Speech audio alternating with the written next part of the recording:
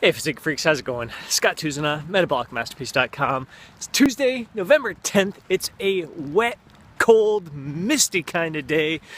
We got a leg workout coming up. Gonna get you some footage from that, as well as every meal that I eat for the day.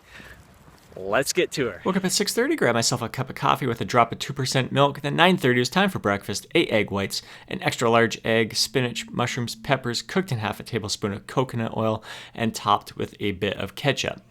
10 o'clock, I trained a client, and then immediately after I got on the recumbent spin bike for 20 minutes of HIIT. So here I just cranked up the resistance, and I'm going all out for as long as I can, roughly 30 seconds, and then I'll dial down the resistance and pedal at a nice, easy pace to recover. And again, roughly 20 to 30 seconds. I find I try to push it as hard as I can for as long as I can, not really going by a set timer on this machine, so I didn't program anything in here, just kind of going by feel. There's some intervals where I'll really crank up the resistance even higher than this and really push like crazy, and then others where I'll keep the resistance just a little bit lighter, and I might last a little bit longer at that resistance. Later on, this was about 12 o'clock, I brought Chief for a walk, so as you can see, a pretty wet, rainy day. Got back 12:45 roughly, and had 2/3 cup oats, 3/4 cup blueberries, a scoop of protein powder. And later on, Angie and I decided we'd have a cup of coffee with some hot chocolate in it. So it's just hot water, coffee here, didn't add any milk or anything, but one of those little carnation packets. So looking at about 120 calories there.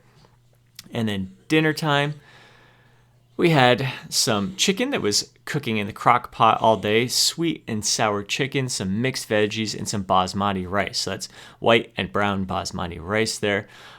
Just a freaking delicious meal. And then 6 o'clock, time to hit the gym for leg day. Rick was running a little behind, so Paul and I got started with 8 sets of 8 on the squats. And this is just a freaking awesome way to get started.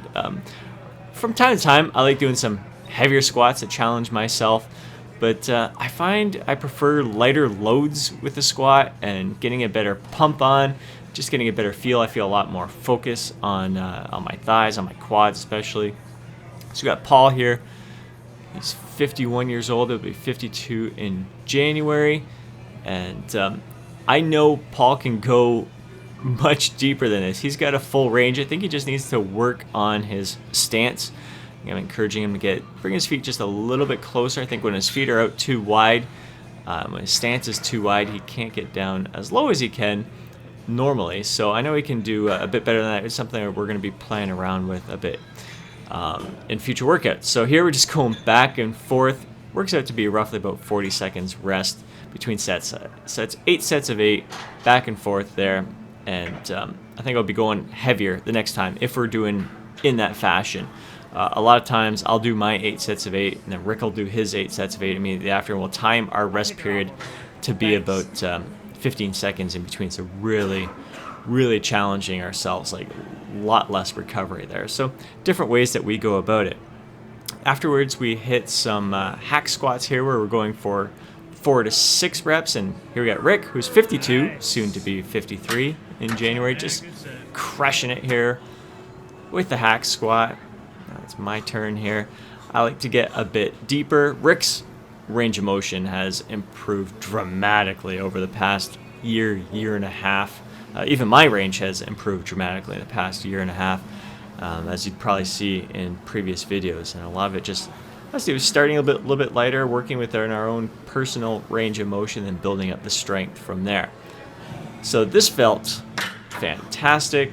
We did a bunch of other things, then finished off with 21s on the leg extensions. We also did 21s on the leg curl. So right now we're doing 7 lower, 7 upper, and 7 full.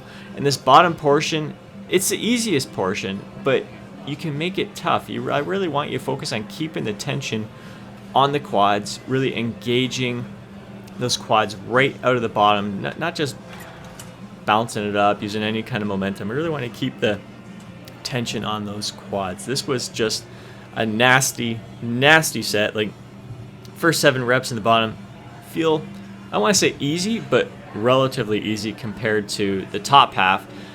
Top half felt pretty good. It's nice to get that good squeeze in there. And then the full 7 reps was just brutal.